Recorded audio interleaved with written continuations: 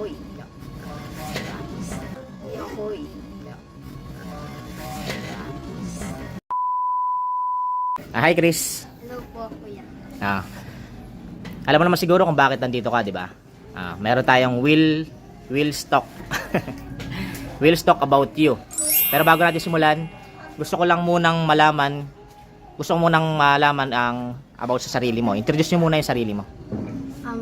Hello po, I'm Marcris R. Villavilla from Taguig City. I'm 13 years old po.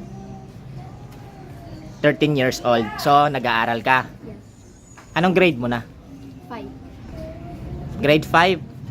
13 years old, grade 5. Why?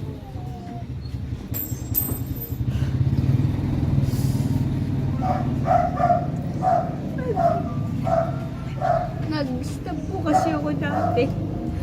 Tapos, tamad po ako mag-aral dati. Tapos, nakapag-stop po ako. Tapos, late na po ako ulit na pag-aral. Siguro po mga 8 years old na po ako ulit nag-aral noon. Tapos, 8 or 7 po. Tapos, kinder. Tapos, grade 1 po ako, 8 years old noon. In-enroll po ako ni Tita Risa para matuloy daw po yung pag-aaral ko. Tapos,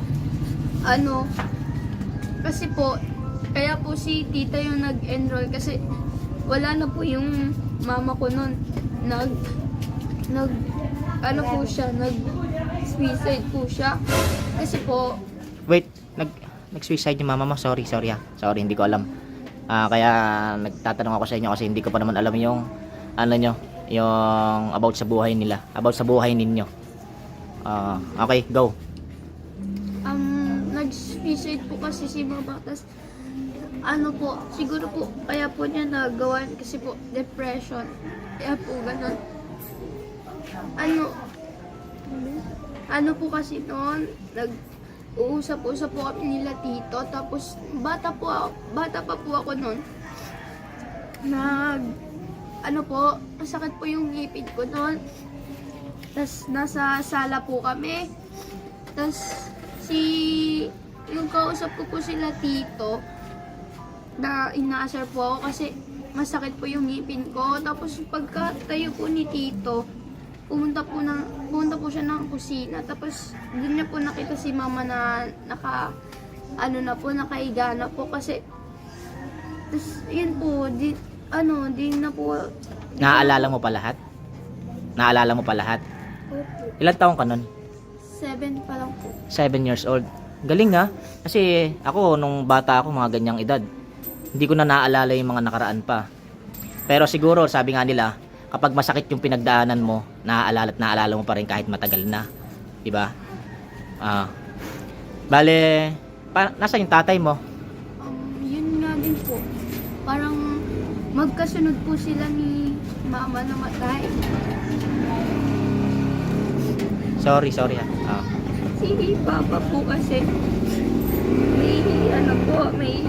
hindi niya po sinasabi sa akin. Hindi niya po sinasabi sa akin na may sakit na siya. Nag-iinom po kasi yun. Tapos, parang nagsisigarilyo. Tapos, nung that time, nalaman ko na lang po kala nanay na wala na daw po si papa. Naghuhugas po ako nun sa bahay. Tapos, pag uwi po ni nanay, sabi niya po, wala na yung papa mo. Ano yun? 7 years old ka rin nun? 8 po. Kasi po magkasunod po sila. Magkasunod sila. So, tanong ko lang ulit about sa family mo. May mga kapatid ka ba? Opo, pero bunso po ako tapos malalayo po sila sa akin. Pero nakikita ko pa naman po yung kapatid ko po sa father side ko. Hindi ko na po nakikita kasi hindi ko na po sila napupuntahan sa bahay or di man lang po ako binibisita. Ilang kayo magkakapatid? Sa mother side po, 5 kami. father side ko po 4. Kasi 2 kambal po. Bali 3 lang po pala. Kasi 2 kambal, tas isa po babae. Okay. So ibig sabihin magkakahiwalay kayo mga magkakapatid. Opo. Paano mo kinakaya yung laban ng buhay na naranasan mo yung ganyang puot at pighati na nararanasan mo ngayon, na ang hirap kasi ilang taon ka pa lang, 13 years old, mula 7 years old naranasan mo na ganyan, 8 years old na nawalan ka na agad ng magulang. Ako nga, parang tatay pa lang nawala sa akin, parang hirap na, kasi ang hirap pag walang tatay. Ikaw, paano mo kinakaya yung mga ganong mga Kasi pagsubok? po, Okay. may inspiration po ako. Inspiration ko po sila lola. Kasi ang laki po ng utang na loob ko sa kanila. Kasi sila po yung nagpapaaral sa akin. Sila tita. Sila po yung nag-aaruga sa akin. Tapos andun lang po ako sa kanila. Doon sila po yung nagpapakain sa akin. Nagpapaaral, ganun. So, kaya tinitibayan mo yung sarili mo. Parang, ano may mapapangako mo sa mga magulang mo na nawala na ngayon, sa lola ka na natira, sa tita mo, no? Sa tita mo. Ano yung may mapapangako mo sa kanila na ganyan, lumalabang ka na ganyan, kahit wala yung mga papa mo, at kahit wala yung mga magulang mo? Ano po, magtatapos po ako ng pag-aaral, tapos maghanap po ako ng magandang trabaho para po matulungan sila lola. Tapos sana po maging proud sila mama sa akin. Alam ko magiging proud yung mga magulang mo, kasi despite na nangyayari sa iyo yan, napakatibay mo. Nagagawa mo yung mga ganyan, nakikita sa camera na napakasaya mo, pero hindi nila alam na may tinatago ka pa rin palang mga lungkot sa iyong mga likuran na kinakaya mo, na binubuhat mo. Kaya may papayo ko lang sa iyo, laban lang, kasi hindi lang naman tayo yung mga ganyan, marami pa rin tao na ganyan. Baga nasa sa tao lang din kung paano mag-i-handle or ibigay mo sa ibang tao yung mga hindi mo na ibigay sa kanila. Tsaka ang dami pa namang nagmamahal sa iyo. Andito kami. Dito kami, makakasama mo sa Team Kagats. Handa kaming gabayan ka at suportahan ka kung ano man yung mga nais mo, mga gusto mo. Ito na lang yung pinaka last natin na tanong. Ano yung pangarap mo sa buhay na gusto mong makamit, na pwede mong ialay sa mga magulang mo, ganyan? Ano po, gusto ko lang po matupad yung pangarap ko maging criminology, tapos magka-pera ng sapat. Ayoko po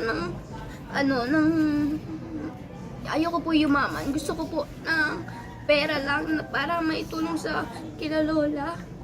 Ayun lang. Ayokong maging mayaman.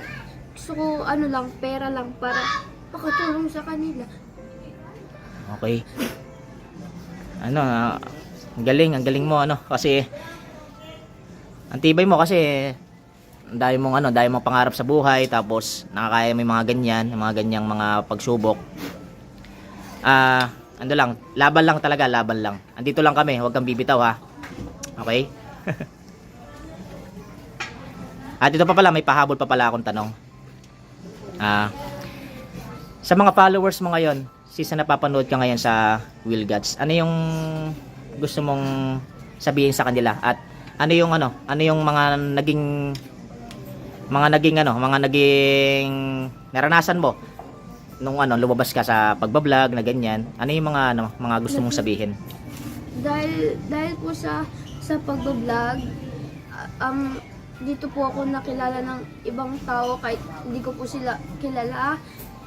Thank you din po kasi sinali niyo po ako dito, kasi dito na lang din po ako kumukuha ng pambaon ko sa school. Kaya thankful po kasi nakasali po ako dito. Tapos kapag kami nakilala po sa akin, sobrang saya ko. Tapos yung one time na umalis po kami, pumunta po kaming SMA, nagpa-picture po sa akin.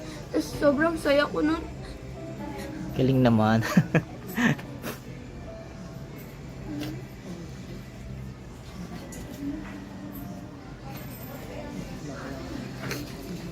Sige, ito na muna sa ngayon, ha. Salamat sa time na ibinigay mo sa amin. Thank you. Sa laban lang. Okay? Chris, matibay yan. Basta si Chris, matibay yan. Okay? Thank you.